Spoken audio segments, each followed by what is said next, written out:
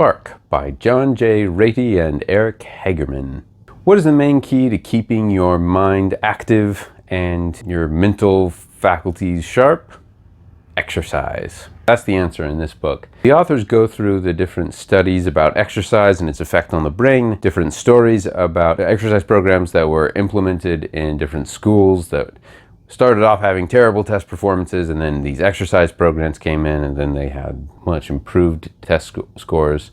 And in this book, it seems that a clear answer, if you want to be more mentally sharp, than exercise, the way you move your body around is how you get your brain moving as well. And he goes into the evolutionary biology of why that would be. He goes into the neurobiology of all the chemicals in the brain and how the brain works and why exercise gets those chemicals moving.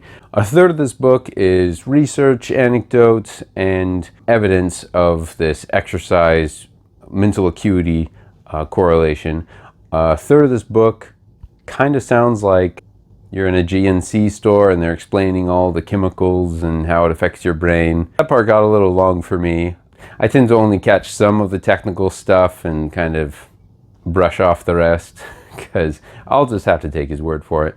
And then a third of it is practical advice, which includes doing some kind of intense aerobic exercise twice a week, and he talks about the different heart rates you want to get to, and the main thing though is just to do something on some regular interval to get your brain in that rhythm.